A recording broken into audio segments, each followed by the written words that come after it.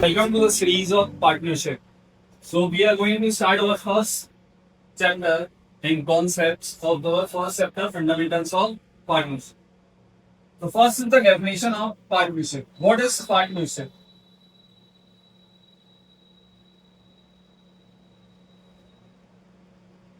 Partnership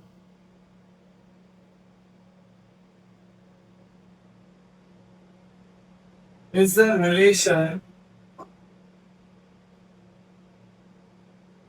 between persons who agree to share profit or loss of business carried by all or any of them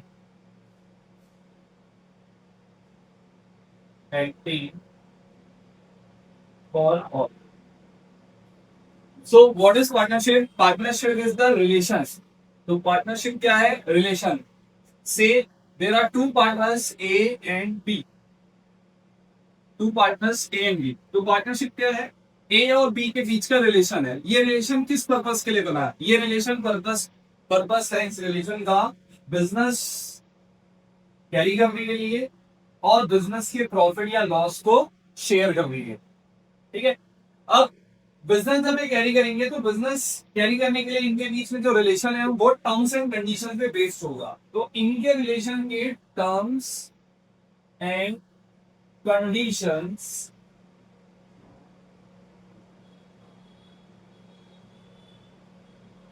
जो define करता है उसको बोलते हैं हम एग्रीमेंट.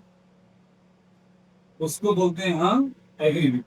तो यहाँ तो डेफिनेशन में वर्ड यूज किया गया है हु एग्री. तो एग्री का मतलब है यहाँ पे एग्रीमेंट जो पार्टनर्स के बीच में है और वो एग्रीमेंट डिफाइन करता है इसको टर्म्स एंड कंडीशन को. इनके टर्म्स एंड कंडीशन को पार्टनर्स के बीच के और यही टर्म्स एंड कंडीशन डिफाइन करते हैं इसको रिलेशन को. It means partnership can be carried only with the agreement between partners. Under this agreement, we defines the terms and conditions how business is to be carried. Business is carried to earn profit or sometimes it incurs a loss which is to be shared between partners. जो profit या loss होगा business का वो share होगा किसके बीच में? Partners. अब ये सबसे इंपॉर्टेंट पार्ट है पार्टनरशिप का जो लास्ट लाइन मेंशन की गई है डेफिनेशन में. Each partners carry business alone और ऑल एक्टिंग फॉर ऑल. इसका मतलब होता है म्यूचुअल एजेंसी. इसका मतलब होता है mutual agency. Mutual agency means if A does any act in partnership. अगर ए कोई भी काम करता है पार्टनरशिप में तो वो अपने अलोन के लिए नहीं कर रहा था, वो पार्टनरशिप फर्म के लिए कर रहा है. उस फर्म में ए है एंड बी है. इसका मतलब ये हुआ कि ए के एक्ट के लिए ए लायबल होगा प्लस बी भी क्या हो जाएगा? लायबल होगा. यही होती है म्यूचुअल एजेंसी. जहां कोई एक पार्टनर काम करेगा उसके लिए दूसरा पार्टनर भी क्या होता है? लायबल होता है. ठीक है. और लास्ट मोस्ट इंपॉर्टेंट इस लाइन का मतलब है म्यूचुअल एजेंसी का मतलब है ईच पार्टनर इज ओनर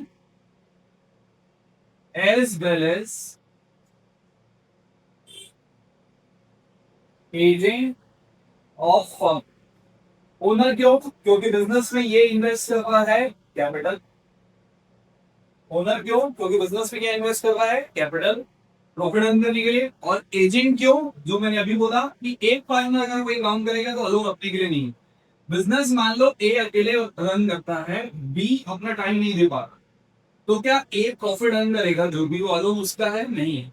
जो भी प्रॉफिट होगा वो किसके बीच में शेयर होगा? ए और बी. मतलब ए ने अर्न किया प्रॉफिट बट अलोन अपने लिए अर्न नहीं किया तो किसके लिए अर्न किया? साथ में बी है. जब एक पर्सन किसी दूसरे के लिए काम करता है उसको हम क्या बोलते हैं? एजेंट. जब एक पर्सन किसी दूसरे के लिए काम करता है उसको हम क्या बोलते हैं? एजेंट. इसीलिए बिजनेस में हर एक पार्टनर ओनर है क्योंकि वो कैपिटल इन्वेस्ट कर रहा है और एजेंट है क्योंकि हर पार्टनर जो भी एक्ट करेंगे वो दूसरे पार्टनर्स के लिए भी करते हैं. ठीक है. तो this whole definition defines the partnership, which is very important. The terms and condition, agreement और पूरा का पूरा अकाउंट्स इस टर्म्स एंड कंडीशन और एग्रीमेंट के बेस पे बनता है, जो हमारा नेक्स्ट कॉन्सेप्ट है, rules for the partnership. As in our definition, we studied that partnership is the relation which agree. और agree word का मैंने कहा बताया, मतलब होता है कि एग्रीमेंट होता है, और उस एग्रीमेंट में हम डिफाइन करते हैं टर्म्स एंड कंडीशन, जिसमें रूल्स होते हैं कि पार्टनरशिप कैसे कैरी होगा. तो अकाउंट्स प्रिपेयर करने के लिए, अकाउंटिंग करने के लिए कुछ रूल्स हैं जो हमको फॉलो करने पड़ेंगे. पूरी की पूरी पार्टनरशिप बुक में हमको ये फंडामेंटल्स काम आने वाले. ठीक है. तो first rule is for sharing of profit और loss. That means ratio. In short हम इसको बोलते हैं PSR, profit sharing ratio. Partnership is governed by Indian Partnership Act 1932. IPA 1932. ये लॉ बना हुआ है कि स्पेसिफिकली पार्टनरशिप फॉर्म अगर ऑपरेट होती है तो किस तरीके से ऑपरेट होगी. तो इस लॉ में अकाउंटिंग के लिए रूल्स डिफाइन किए गए. ठीक है. तो हम इस लॉ को और एग्रीमेंट दोनों को ध्यान में रख के अकाउंटिंग करते हैं. तो इंडियन पार्टनरशिप एक फ्रीडम देता है पार्टनर्स को कि जब आप अकाउंटिंग अपने टर्म्स एंड कंडीशन डिसाइड कर रहे हो तो यू आर कंप्लीटली फ्री. आपस में आप पार्टनर्स बैठ के सारे टर्म्स एंड कंडीशन अपने हिसाब से डिसाइड कर सकते हैं. बट इन केस किसी चीज पे, किसी पर्टिकुलर मैटर पे, टॉपिक पे, सिचुएशन पे अगर आपने टर्म्स एंड कंडीशन डिफाइन नहीं किए हैं तो उस कंडीशन से इंडियन पार्टनरशिप एक्ट में सारे रूल्स डिफाइन है.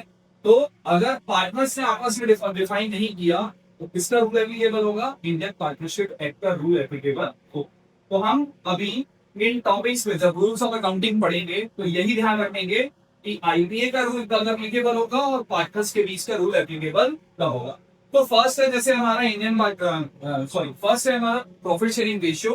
प्रॉफिट शेयरिंग रेशियो में आईपीए परमिशन देता है कि पार्टनर्स आपस में डिसाइड कर लें कि उनको प्रॉफिट कैसे शेयर करना है. तो ए, इफ एग्रीमेंट, एग्रीमेट है मतलब पार्टनर्स ने आपस में डिसाइड कर लिया कि हमको प्रॉफिट शेयर कैसे करना है. Say Mr N and N are partners. तो इन्होंने डिसाइड किया कि हम प्रॉफिट को शेयर करेंगे आपस में 60-40 के रेशियो. 60% and 40% sharing ratio. तो ये इनका कॉल है.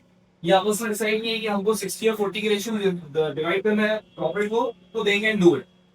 So if agreement means they have defined the profit sharing ratio. If agreements, then as per agreement. But if B, no agreement,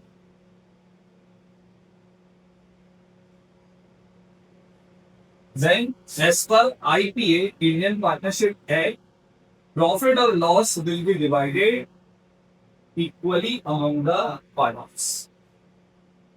It means अगर एन ने डिसाइड नहीं किया है कि हमको प्रॉफिट कैसे डिस्ट्रीब्यूट करना है तो इंडियन पार्टनरशिप एक्ट बोलता है कि पार्टनर्स के बीच में प्रॉफिट कैसे डिवाइड होगा?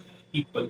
2 पार्टनर्स 1:1 के रेशियो में, 3 पार्टनर्स 1:1 के रेशियो में, और एक पार्टनर का राइट है कि वो इक्वल प्रॉफिट या लॉस क्लेम कर सकता है. ठीक है.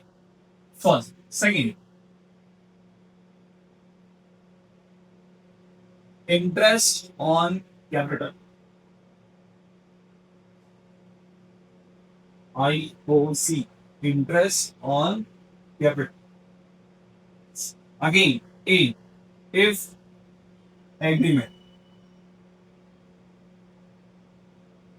If agreement, so as per agreement.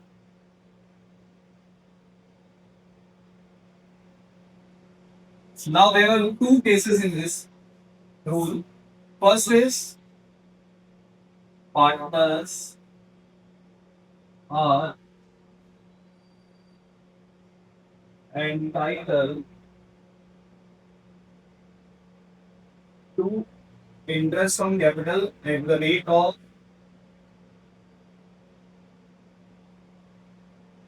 Percent, मतलब यहाँ परसेंट दिया रहेगा 3%, 4%, 5%, 8%, जो भी परसेंट। आपको क्वेश्चन में सिर्फ इतना ही लिखा हुआ मिलेगा कि पार्टनर्स को इंटरेस्ट ऑन कैपिटल पे करना है, एग्रीमेंट में लिखा है। इस कंडीशन में पार्टनर्स को इंटरेस्ट ऑन कैपिटल पे करते समय हमको कुछ चीजों का ध्यान रखना रहेगा। First, A, if profit sufficient, then whole IOC will be paid.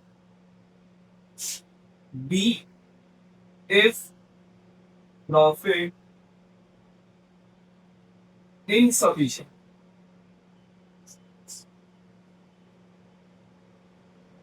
so available profit will be distributed in ratio of IOC.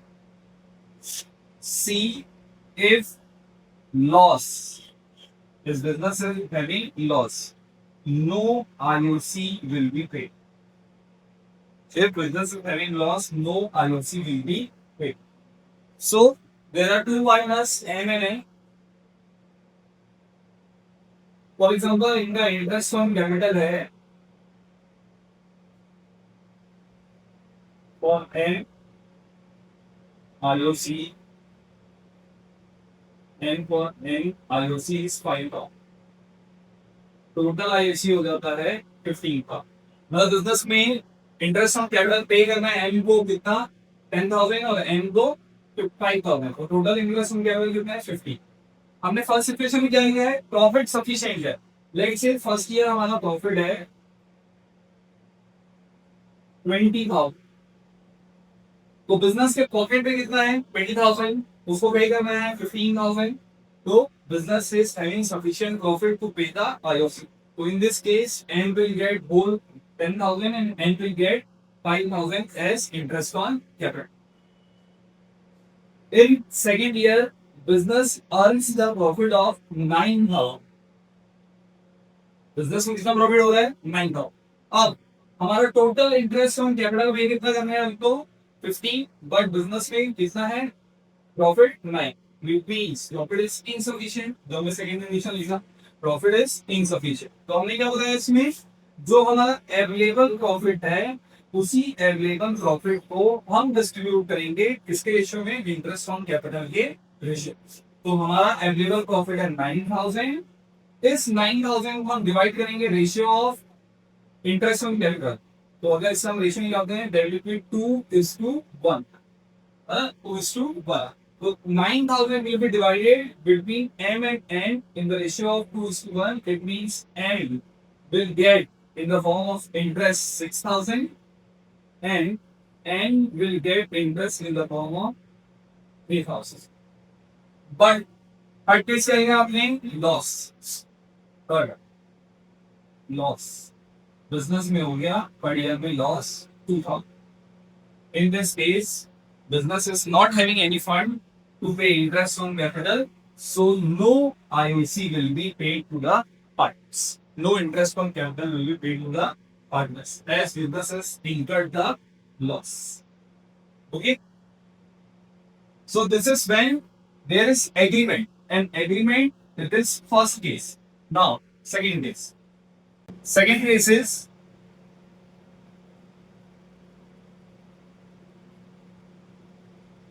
partners will be paid IOC at the rate of percent even if result to loss or even if there is loss or out of capital। मतलब ये तीन separate wording मिल सकती है हमको। पहला क्या लिखा रहेगा, partners will be paid IOC at the rate of even it result to loss, ऐसा हो सकता है स्टेटमेंट आपकी क्वेश्चन में। या फिर लिखा रहेगा partner will be paid IOC at the rate of percent even if result even if there is loss, या थर्ड स्टेटमेंट हो सकता है पार्टनर्स विल पेड आईसीआई का रेट आउट ऑफ कैपिटल। इन तीनों स्टेटमेंट का मतलब सेम। अब इसमें क्या होता है, यहाँ पे प्रॉफिट सफिशिएंट और insufficient,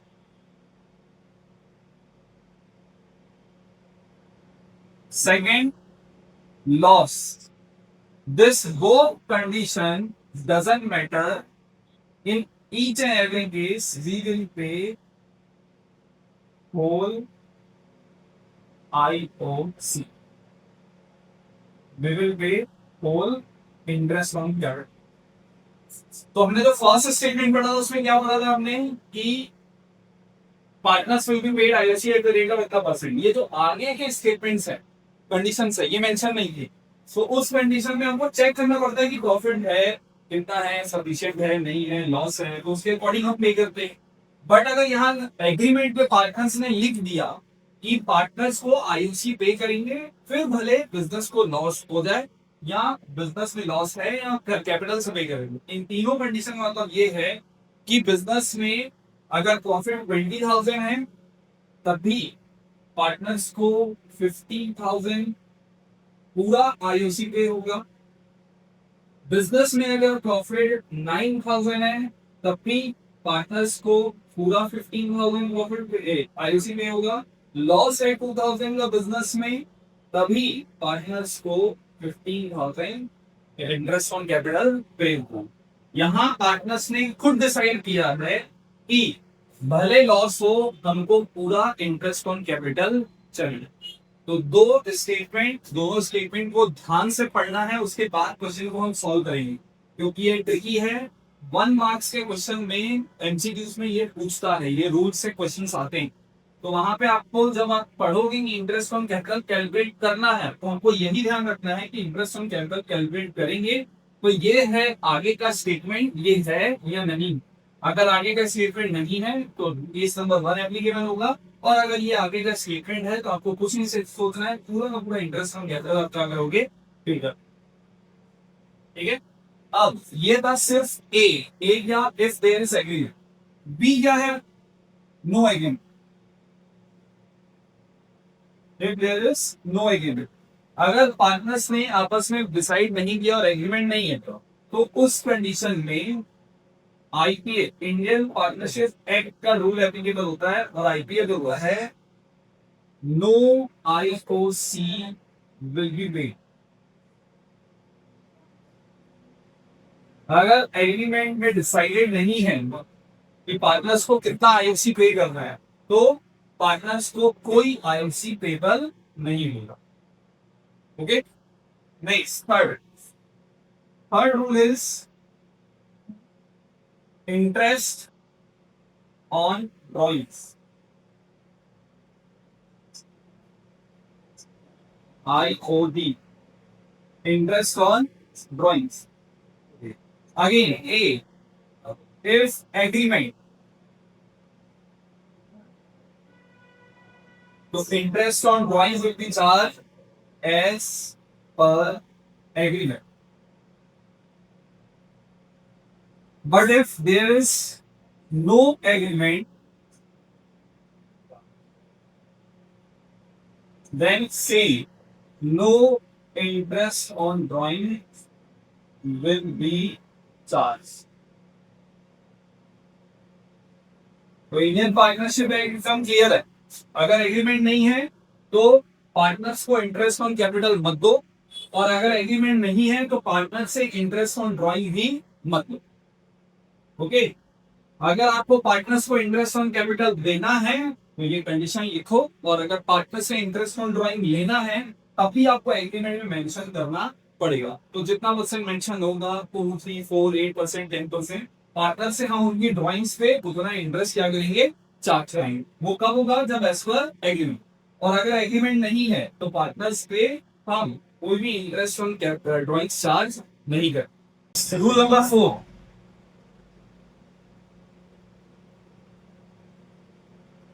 remuneration to partners।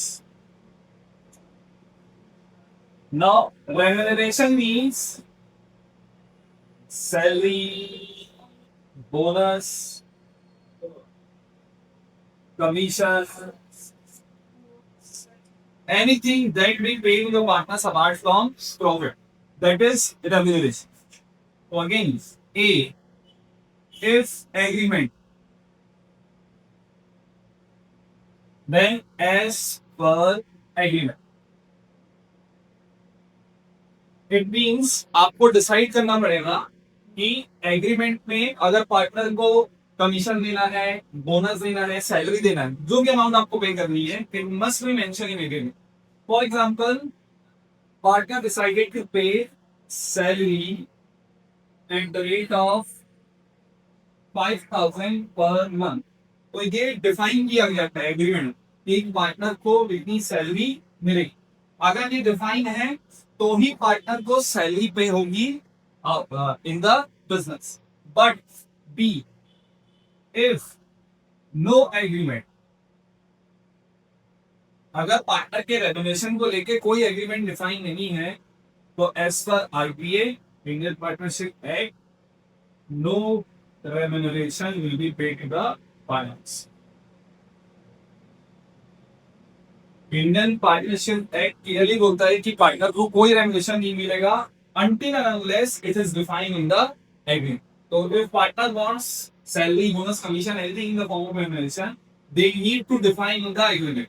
If agreement is silent, nothing is defined, Indian Partnership Act says that no remuneration will be paid to the partners. Last, very important rule, interest on loan or advance. So loan or advance means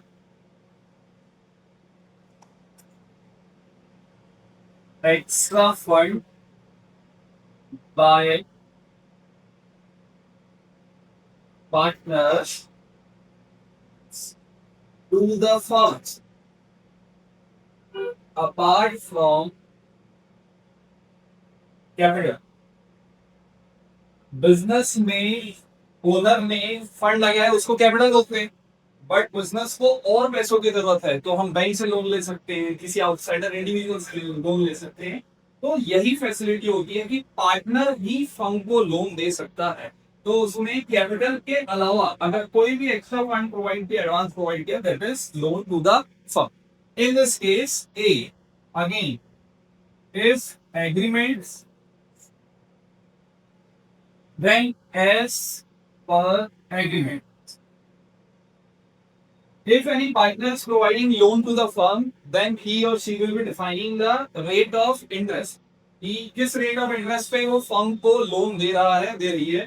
ठीक है, it can be 3 to 5, 10%, 12%, whatever the interest.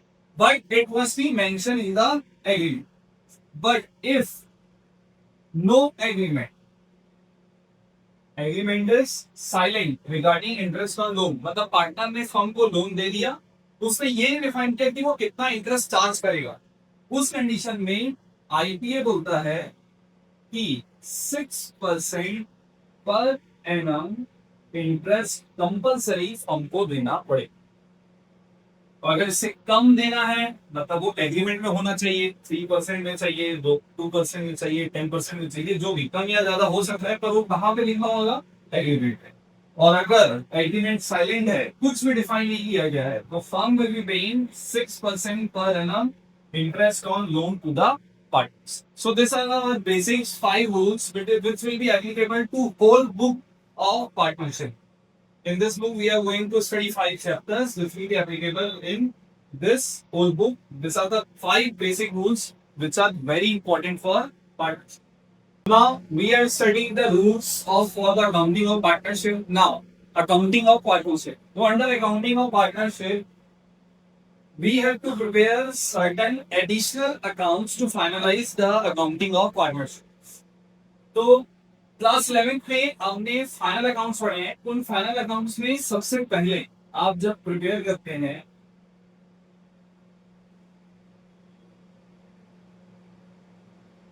तो सबसे पहले हम prepare करते हैं trading account. Second is profit and loss है। और यहाँ से जो भी प्रॉफिट होता था तो पार्टनर बिजनेस में कैपिटल में जाके ऐड हो जाता था ओनर के। वो यहाँ पे अकाउंटिंग इसलिए फिनिश हो जाती थी क्योंकि वो सोल प्रोप्राइटर था। सोल प्रोप्राइटर मीन सिंगल हुआ है, तो जो प्रॉफिट हुआ अल्टीमेट किसका है? सिंगल पर्सन का है। बट अब हम पढ़ रहे हैं पार्टनरशिप, तो यहाँ सिंगल पर्सन नहीं है, देयर आर टू और more than two person in the partnership. तो profit is needed to be distributed among the partners, for which we need to prepare profit and loss appropriation account. मतलब trading के बाद profit and loss के बाद एक additional account बनेगा, वो है आपका profit and loss appropriation account. Now so first is in partnership finalising the partnership accounting, first we need to prepare profit and loss appropriation account. So what does appropriation means? Appropriation means distribution. तो यहाँ से समझ में आ रहा है हमको ये account किसके लिए बन रहा है। यहाँ पे हमने क्या लिखा? Profit and loss appropriation. Appropriation का मतलब क्या होता है? Distribution. So this account is prepare for distribution of profit and loss. This account is exclusively prepare for partners only. This is prepare for partners only. It means कोई भी third person outsider का कोई transaction इस account पे record होने वाला नहीं। अभी थोड़ी देर पहले मैंने बताया था अपने कॉन्सेप्ट में कि पार्टनर बिजनेस को कैपिटल देगा एज अ ओनर, बट जब वो बिजनेस को लोन देता है तो लोन मैंने क्या दिया था? Any fund apart from capital. Capital के अलावा अगर एक्स्ट्रा फंड देता है तो क्या है? लोन। जब एक पर्सन बिजनेस को लोन दे रहा है तो वो है क्रेडिटर, और यहां पे ये पार्टनर नहीं। इस केस में ये पार्टनर है, पार्टनर्स ओनर होते हैं सिर्फ, बट जब वो एज अ क्रेडिटर में रोल प्ले कर रहा है तो वो पार्टनर नहीं है। तो इसका बोलने का मतलब क्या है? इस लोन पे जो इंटरेस्ट होगा वो एप्रोप्रिएशन अकाउंट पे रिकॉर्ड नहीं होगा, क्योंकि मैंने अभी बोला कि इस अकाउंट में सिर्फ और सिर्फ पार्टनर से रिलेटेड ट्रांजेक्शन रिकॉर्ड होते हैं, पार्टनर के अलावा कोई ट्रांजेक्शन रिकॉर्ड नहीं होता। तो हमने तो अभी 5 रूल्स पढ़े, उस रूल में जो फिफ्थ रूल है वो रिकॉर्ड यहां नहीं होगा एप्रोप्रिएशन अकाउंट में, वो रिकॉर्ड होता है profit and loss account, net profit account. बाकी जो 4 रूल्स हमने पढ़े वो एक्सक्लूसिवली पार्टनर्स के लिए थे, चाहे उनका प्रॉफिट शेयरिंग रेशियो हो, इंटरेस्ट ऑन कैपिटल हो, इंटरेस्ट ऑन ड्रॉइंग्स हो, या पार्टनर का रेगुलेशन। हर जगह हमने वर्ड यूज किया है पार्टनर। ठीक है, तो वो 4 चीजें रिकॉर्ड होनी है इसमें profit and loss appropriation account में। So simply appropriation means distribution. This account is prepared only and only for partners. How this account is prepared? So as we know, trading account result to gross profit और gross loss. Trading account से gross profit gross loss आता है, उसको हम transfer करते हैं profit and loss account में। ठीक है, जो प्रॉफिट एंड लॉस से निकलता है वो हमारा है नेट प्रॉफिट या फिर नेट लॉस। वही सेम अमाउंट अब कहाँ ट्रांसफर होगी? Profit and loss. तो by net profit, if it is net loss to debit side to net loss. Now, debit side represents the expenses, credit side represents the incomes. So, what we are going to pay to the partners is expense for the business. Interest on capital remuneration हम partner को देंगे, business partner को देगा, तो business के लिए क्या है वो? एक्सपेंस। तो to interest on capital expense, to remuneration, मैंने यहाँ पे वर्ड रेम्यूनरेशन यूज किया है। Remuneration means salary, bonus, commission जो भी होगा, तो जैसा डिफाइन होगा वैसा हम यहाँ पे रिकॉर्ड करें। और credit side represents the incomes, तो बाय इंटरेस्ट ऑन ड्रॉइंग्स। अगर पार्टनर फर्म से अमाउंट विड्रॉ कर रहा है अपने पर्सनल पर्पस के लिए, तो दैट आर ड्रॉइंग्स। उस ड्रॉइंग्स पे बिजनेस के पास राइट है कि वो इंटरेस्ट ले सकता है। तो इंटरेस्ट जो भी चार्ज करेंगे आप पार्टनर के ऊपर, वो है इंटरेस्ट ऑन, वो यहाँ पे रिकॉर्ड। अब इसके बाद जो आपका प्रॉफिट या लॉस बच गया, जनरेट होगा, वही प्रॉफिट एंड लॉस किसको डिस्ट्रीब्यूट होगा? Partners. So to partners capital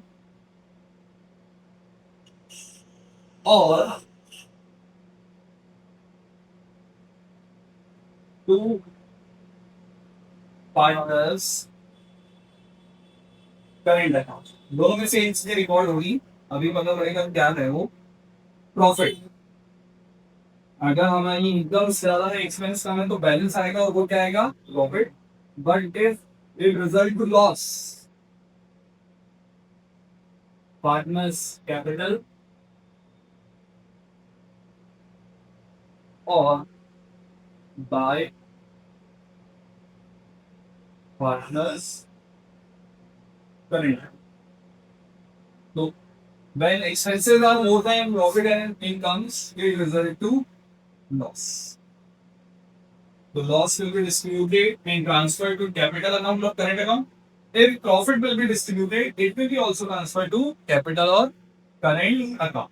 It depends upon the method of preparing capital account, which is our next topic. So appropriation means distribution, that is for partners only. और जो 5 rules मिले हमें, 4 rules first पढ़े, देखो हम यहाँ पे दिख रहे हैं हमको पूरे।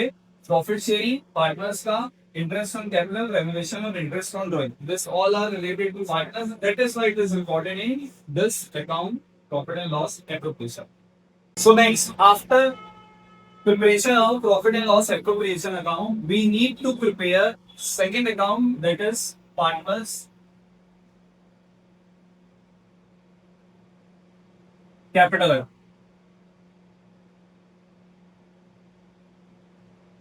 Before preparation of balance sheet, we need to prepare partners capital account. Now, there are two methods to prepare partners capital account. First is fixed capital method, and second is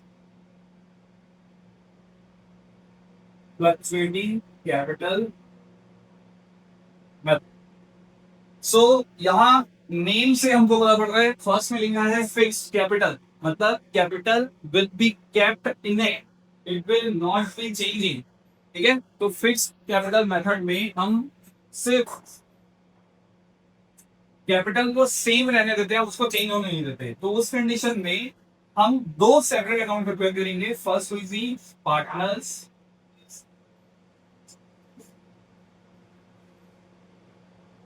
capital account and partners current. And fluctuating capital का यहाँ fluctuating मतलब होगा change, जहां पे partners की capital हम change होने दे सकते हैं। तो उस कंडीशन में सिर्फ एक अकाउंट प्रिपेयर होगा, that will be partners capital account. अब देखो हमने यहाँ पे लिखा है पार्टनर्स कैपिटल अकाउंट।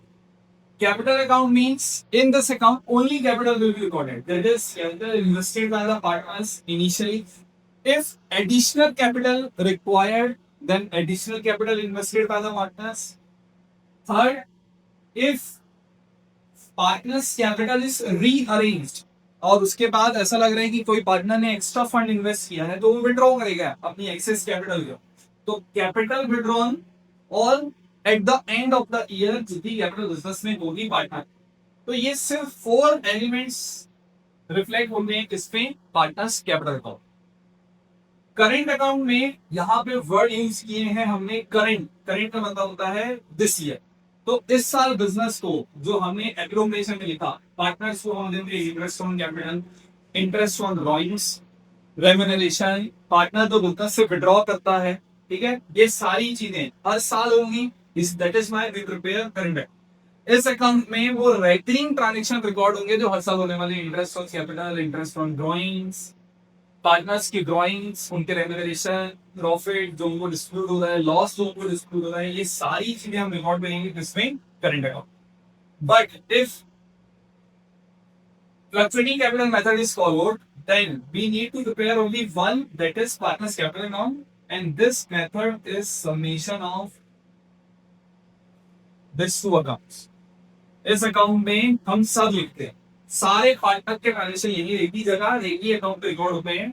वो होता है कैपिटल अकाउंट. कैपिटल अकाउंट में आप पार्टनर्स की capital drawings, interest on drawings, interest on capital, remuneration, profit loss, capital withdrawn, सारी चीजें एक जगह पे रिकॉर्ड होंगे और वो होगा partners capital.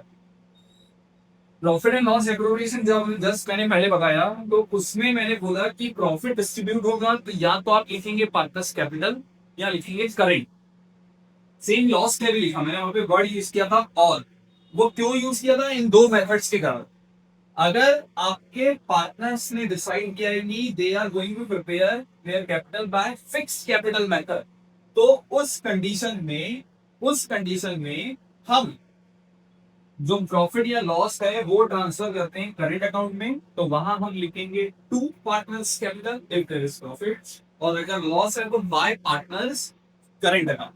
To partners current account and by partners current account. Profit में टू, लॉस में one.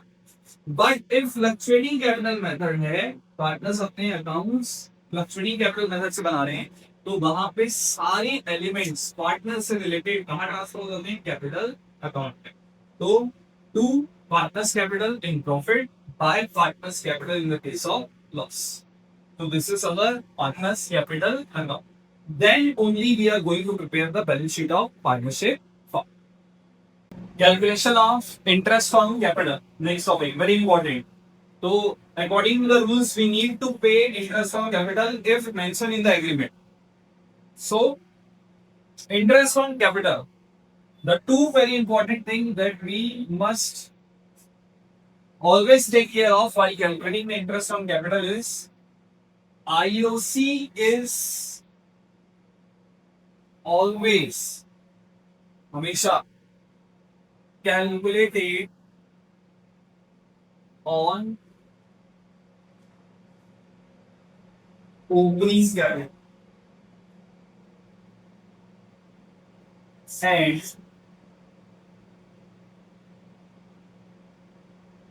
Additional capital.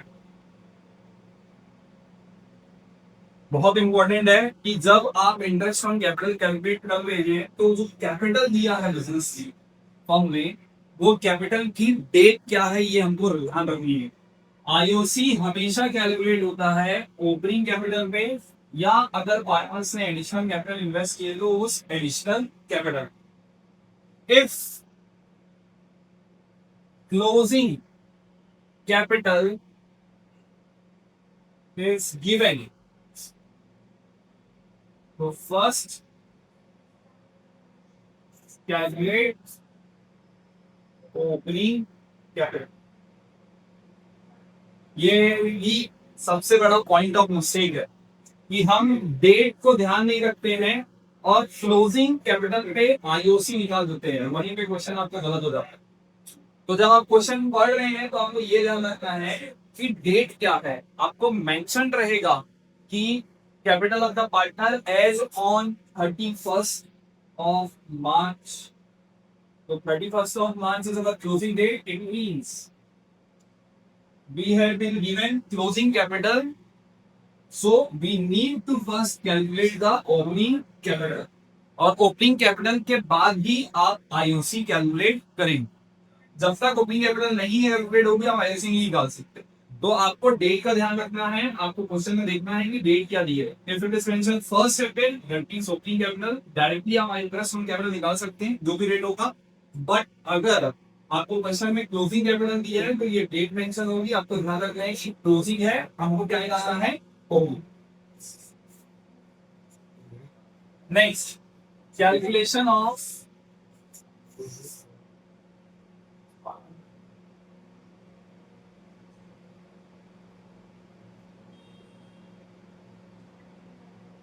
interest on drawings. IOD, calculation of interest on drawings. So partners can withdraw amount from the business. अब ये withdraw करने का pattern होता है कि per month withdraw कर रहे हैं, कि अल्टरनेट मंथ्स में विड्रॉ कर रहे हैं, या कोई फिक्स टाइम नहीं है वो कभी भी विड्रॉ कर रहे हैं, या साल में सिर्फ एक बार विड्रॉ कर रहे हैं, तो हर पैटर्न पे सेपरेट इंटरेस्ट ऑन ड्रॉइंग निकलता है। हमको पैटर्न को ध्यान रखें। तो first, if single amount is withdraw, अगर सिंगल अमाउंट विड्रॉ कर पार्टनर, मतलब पूरे ईयर में पार्टनर्स ने एक सिंगल अमाउंट विड्रॉ की है, ठीक है, एक बार ही पैसे विड्रॉ करते हैं अपने पर्सनल पर्पस के लिए, तो उस कंडीशन में IOD is equal to drawings, whatever amount is withdrawn, drawings into rate upon 100 into 6/12। अब ये 6/12 कब एप्लीकेबल होगा या नहीं होगा? तो when it will be applicable, when it will not be applicable. तो applicable when percent per annum is given, मतलब क्वेश्चन में लिखा हुआ है 3% पर annum interest on drawing, 5% per annum, 10% per annum, आपको वर्ड पर एनम लिखा हुआ मिला, तो ऑन एन एवरेज हम 6 मंथ का ड्रॉइंग्स करेंगे, ठीक है। अगर डेट पेंशन है तो अकॉर्डिंग टू डेट जाएगा। अगर आपको दिया है कि पार्टनर ने सिंगल अमाउंट विड्रॉ किया है 1 जुलाई को, तो उसकी ड्रॉइंग्स पे इंटरेस्ट लगेगा 1 जुलाई से for 9 months. But single amount withdraw है, नो डेट इज पेंशन, कि पार्टनर ने कब अमाउंट विड्रॉ किया, ये डेट पेंशन नहीं, तो हम ऑन एन एवरेज 6 मंथ का निकालते हैं, वो भी तब कैलकुलेट होगा जब उसमें वर्ड रेट ऑफ इंटरेस्ट के साथ क्या लिखा होगा, पर एनम। बट अगर सिर्फ आपको परसेंट दिया है, पर अगर मेंशन नहीं है, तो हमारा फॉर्मूला ये हो जाएगा ड्रॉइंग्स इनटू रेट अपॉन 100। वहां पे हम इनटू 6/12 नहीं करेंगे, 6/12 तब करेंगे जब वर्ड पर एनम मेंशन होगा रेट ऑफ इंटरेस्ट के साथ। So this is for single amount withdrawn by the partner and there is no date. Second, if different amount is withdrawn at different dates, अलग अलग amount withdraw कर रहे हैं अलग अलग डेट पे, in this case we follow product method, and under product methods interest on drawing is equal to total product into rate upon 100 into 1/1। अब ये कैसे होता है? For example, date drawing, number of months और product. For example, partner ने withdraw किया 1 जून 2025, फिर उसने विड्रॉ किया 1 अगस्त 2025, फिर उसने विड्रॉ किया डायरेक्टली 1 दिसंबर 2025, और फिर उसने विड्रॉ किया 1 मार्च 2025। तो देखो यहाँ पे टाइम इंटरवल सेम नहीं है, अमाउंट डेट अलग अलग है, और अमाउंट ऑफ ड्रॉइंग भी डिफरेंट है। टाइम इंटरवल सेम नहीं है और अमाउंट ऑफ ड्रॉइंग्स भी डिफरेंट है, 20,000, 20,000, 13,000, 20,000, ये उसने अमाउंट विड्रॉ किया, ठीक है। तो डेट डिफरेंट है, अमाउंट डिफरेंट। अब यहाँ पे हम प्रोडक्ट मेथड फॉलो कैसे करते हैं? तो ये हमारा कैलकुलेशन टेबल होता है जो हम बनाते हैं। इस कैलकुलेशन टेबल में हम निकालेंगे नंबर ऑफ मंथ्स। तो नंबर ऑफ मंथ्स कैसे निकालेंगे? Date of drawing to closing date of the accounting, that is 31 March. हमारा अकाउंट 31 मार्च को क्लोज हो गया, तो इंटरेस्ट कहाँ से चार्ज होगा? जिस दिन उसने विड्रॉ किया फर्स्ट जून से इसने विड्रॉ किया है, यहाँ पे निकलेगा 10 मंथ्स का प्राइस, 10 मंथ्स का इंटरेस्ट निकलेगा। फर्स्ट अगस्त को विड्रॉ करना है तो उस पे लगेगा 8 मंथ्स का इंटरेस्ट। फर्स्ट दिसंबर को विड्रॉ किया है 4 मंथ्स का इंटरेस्ट। फर्स्ट मार्च को विड्रॉ किया है तो 1 मंथ का इंटरेस्ट। नाउ प्रोडक्ट, प्रोडक्ट कैसे आएगा?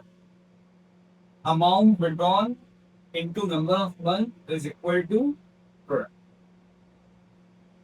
तो यहां हम प्रोडक्ट निकाल लेंगे सारे और लास्ट में आएगा इस प्रोडक्ट का टोटल। तो हमने यहाँ फॉर्मूला क्या लिखा है? Total product this amount total product into rate upon 100 into 1/12। ठीक है, अब यहाँ 1/12 क्यों? अगर मैं इंडिविजुअली निकालने जाऊँ तो मैं कैसे कैलकुलेट करूंगा? इसका करूंगा 10/12, 8/12, 4/12, 1/12। तो सब में डिवीजन डिवाइडेड बाय 12 कॉमन है, हमने इसको सेपरेट कर दिया, सीधा यहाँ पे लिखा एक बार 1/12। ओके, तो product method is followed only if different dates and different amount is withdrawn.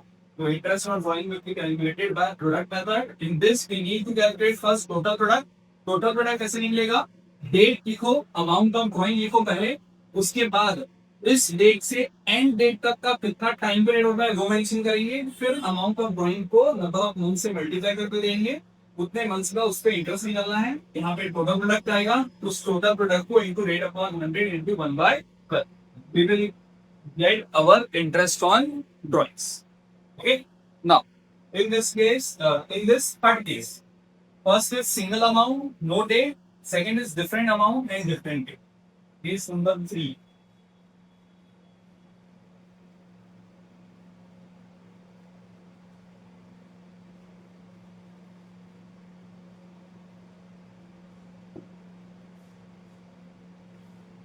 Third case,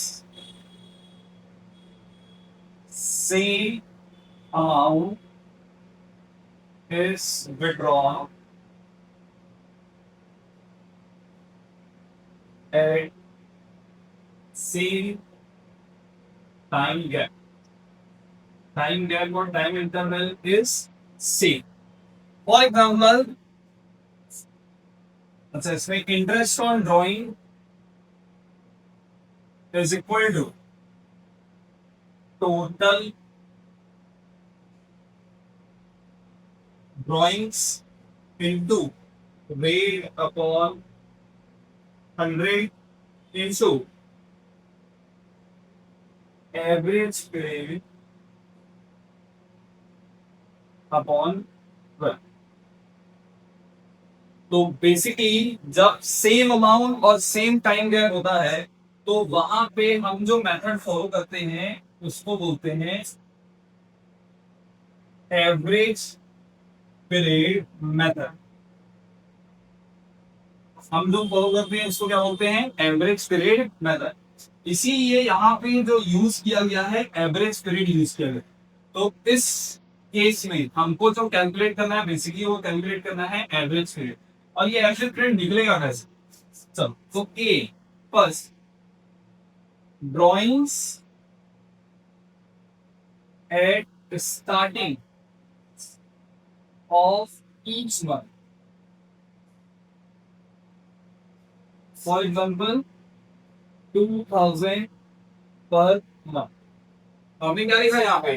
amount same और टाइम गैप भी क्या है? सेम।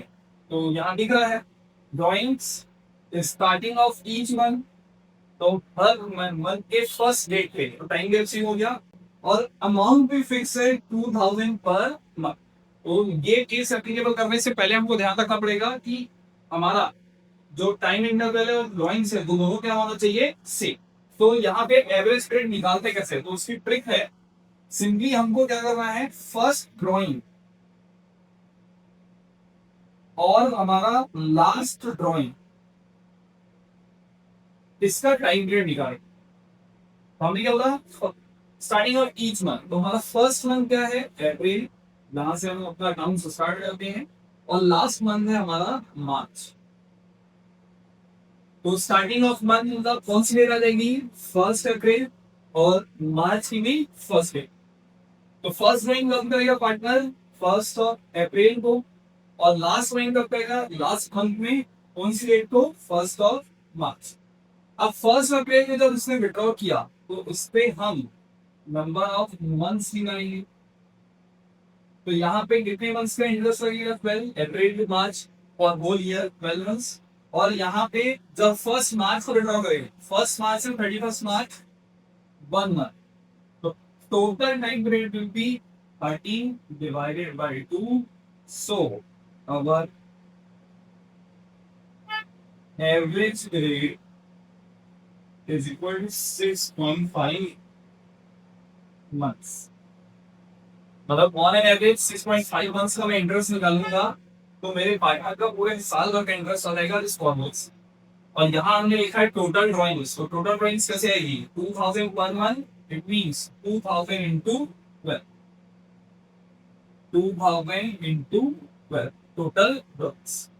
ये कब हुआ, जब starting of each month. Next, if partners withdraw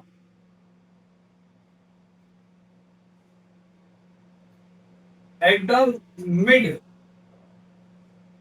of each month, per month के mid में विड्रॉ कर, अगेन टाइम इंटरवल सेम है,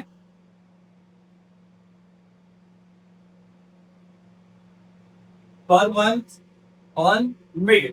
तो मिड मतलब अप्रैल का मिड क्या होगा 15 और मार्च का मिड होगा 15। तो फर्स्ट रोइंग कब होगी 15 ऑफ अप्रैल और लास्ट रोइंग होगी 15 ऑफ मार्च। ओके, तो यहाँ पे इंटरेस्ट कितने मंथ्स का लगेगा, यहाँ इंटरेस्ट लगेगा हमको 11.5, हाफ ऑफ द अप्रैल, फिर मई से लेके मार्च तक 11 मंथ्स, एंड यहाँ पे हाफ ऑफ द मार्च 0.5। तो total time period will be 12 divided by 2, our average period is equal to 6 months। Our average period will be 6 months. If end of each month, so end of each month means अप्रैल का and 30th अप्रैल, मार्च का and 31st of March. तो हमारी date of drawing हो जाएगी 30th April and last drawing की date हो जाएगी 31st of March. So here interest will be calculated for 11 months। अप्रैल गया, मई से स्टार्ट होगा, मई टू मार्च 11 मंथ्स, और यहाँ पे इंटरेस्ट कैलकुलेट होगा कितने मंथ्स का, 0, क्योंकि लास्ट डे विड्रॉ कर रहा है जिस दिन अकाउंट्स बंद कर रहे हैं, तो कोई टाइम पीरियड यूज नहीं हुआ, हमारा एवरेज टाइम पीरियड निकलेगा 11/2 5.5। तो हमको सिर्फ यहाँ पे सीखना है कि एवरेज रेट कैसे निकालना है। तो एवरेज रेट निकालने का सिंपल ट्रिक है, आपको फर्स्ट और लास्ट में देखनी है उसकी डेट क्या है, और वहां से एंड डेट तक का टाइम पीरियड कितना होता है, उस टोटल टाइम पीरियड को डिवाइड करके वो आपका एवरेज रेट है। अगर क्वेश्चन में मेंशन है at the starting of each quarter,